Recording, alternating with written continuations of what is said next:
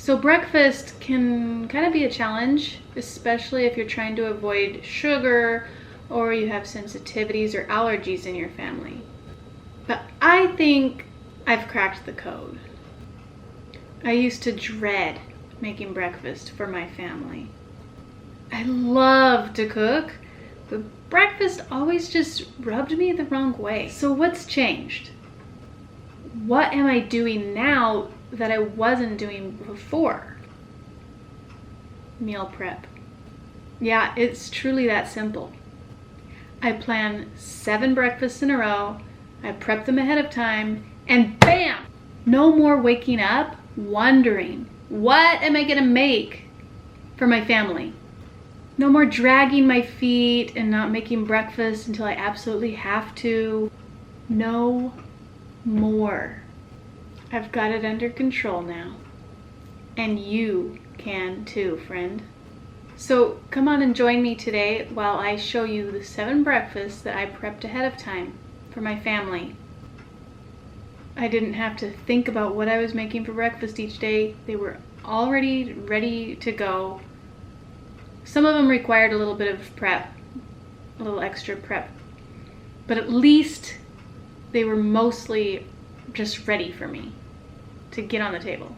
You can actually watch the video that I made of the meal prep that I did for these 7 breakfasts, and I'll link that in the description below this video. In case you didn't watch the meal prep video, these are the things that I prepped for our week of breakfasts. Sausage and veggie egg muffins, juicing jars, and grain-free or GAPS pancakes. All of these breakfasts are completely gluten-free, dairy-free, and sugar-free. Let's get right into the first meal of the week. I meal prepped these breakfasts on a Friday afternoon, so we started eating them the next day on a Saturday morning. Because it was a Saturday, I had a little extra time to make all the pancakes at once.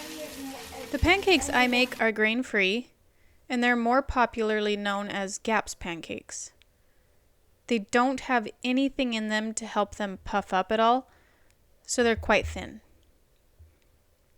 I make them only about 3 to 4 inches in diameter, so I can fit 3 at a time on my small cast iron skillet. I doubled the recipe, and it made a whopping 76 pancakes.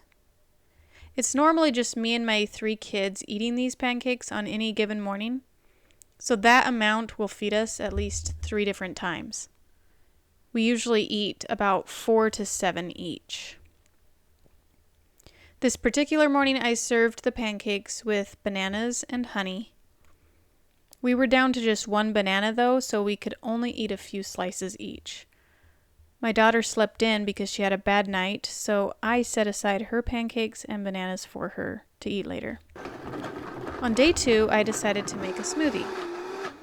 I had some leftover coconut milk and plenty of frozen bananas and pineapple, so I made a yummy pina colada smoothie. It was kind of like a shake consistency, so it was really great for this summer heat. You could see it didn't want to come out of the blender. We ate the smoothies with our egg muffins. I just reheated them in the microwave for about 25 seconds. We each only had 1 muffin, so we still had plenty left for at least 1 to 2 meals. I'm a huge fan of these egg muffins because you can really add whatever you have on hand to them, and they'll be so delicious. The next day I used one of the juicing jars, and this one was the cucumber, apple, celery one, and I used it as the base for another smoothie. As you can see, 3 days after putting the apples into the jars, they were still looking great. There's no noticeable browning like you might expect. And I really think this has a lot to do with storing the apples in the mason jars. This was my first time making juicing jars, so you're seeing in real time the struggles I was having. I think it's a good idea to use wide mouth jars for the juicing jars, so that everything can be easily dumped into the juicer or blender. I don't think I mentioned this before, but I don't have a juicer, so I use my blender to juice. After I blend everything up, I just strain it through a nut milk bag.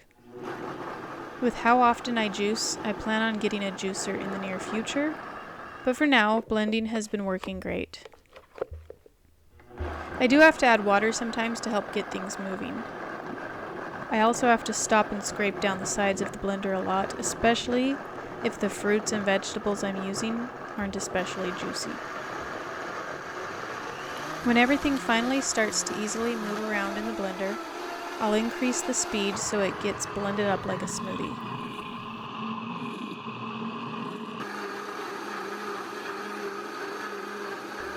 It only takes about 5 to 10 seconds on high speed, and then I can stop the blender, scrape everything down, and then pour it through the nut milk bag to strain it.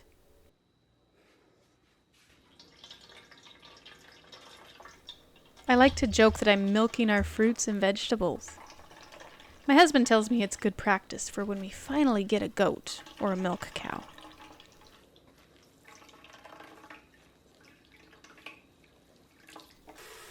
Before I add the juice back to the blender, I just need to rinse out the blender really well.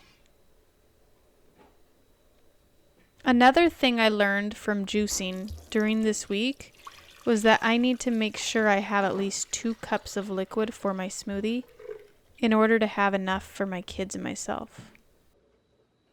There were many times I only had 1 cup or 1.5 cups, and I didn't add any liquid, so our smoothie ended up making far less than normal. That meant that we had less to drink than we usually like. I really like to use this base recipe from Bumblebee Apothecary for nutrient-dense smoothies. It calls for yogurt, frozen bananas, eggs, coconut oil, honey, and salt. It actually also calls for avocado, but I usually don't add that unless we have plenty of ripe avocados on hand. So that's just the base recipe, and often I will add things like squash, sweet potatoes, or berries. But truly it's a very delicious smoothie as is. If you're concerned about adding raw egg to your smoothie, you don't have to. In fact, I only add raw eggs in ours because we raise our own backyard chickens. So I know exactly where our eggs are coming from. While I was making the smoothie, my daughter was busy reheating some of our pancakes on the cast iron skillet. So we had a refreshing smoothie with some pancakes topped with bananas and honey. For the 4th day of breakfast, I wanted to serve some cranberry juice alongside our egg muffins, so I made the cranberry juice the night before while I was cleaning up the kitchen before bed. I like to buy cranberries when they're on sale near Thanksgiving, and then I just keep them in the freezer until I want to use them throughout the year. This is actually only the 2nd time I had ever made cranberry juice at home. It's surprisingly delicious. It made 2.5 cups of juice. I set aside the pulp in a container because I wanted to use it to make muffins later in the week. To sweeten up the juice, I just added some honey to taste. I do recommend making the juice at least 8 hours ahead of time so it has time to chill. This breakfast was so easy and fast to put together. All I had to do was reheat the egg muffins and pour the juice. And really, you don't have to reheat the egg muffins if you like them cold. So it's just like a 2-minute breakfast. It's easier and so much healthier than cereal and milk. The next morning we had the remaining egg muffins with another smoothie using the juicing jars as the base liquid. The juice I made that day was carrot, apple, celery, ginger.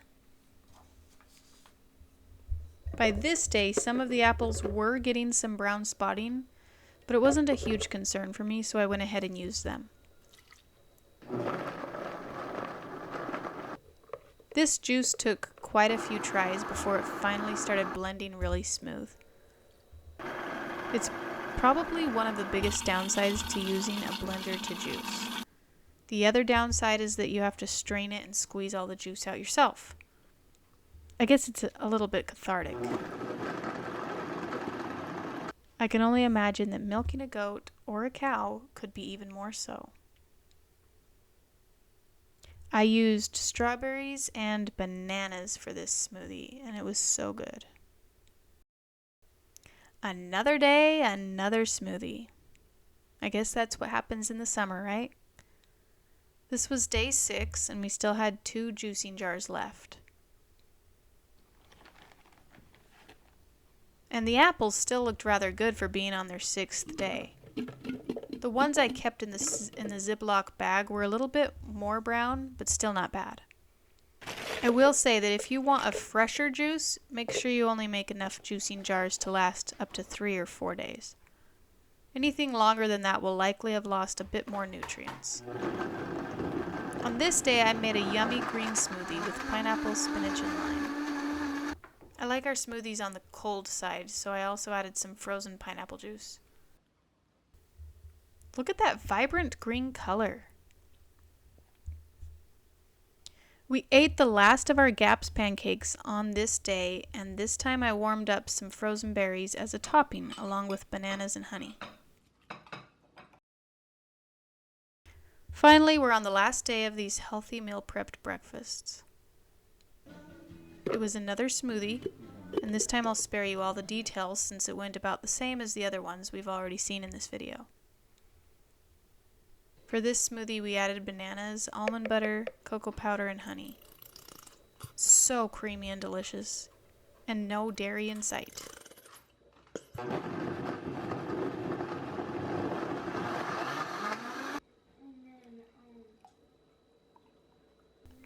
Oh, and I forgot to mention that I made these muffins the day before using the pulp from the cranberries. They weren't my favorite muffins, but they were a great way to use up the cranberry pulp. Thanks so much for taking time out of your day to watch this video. Have a great day and take care.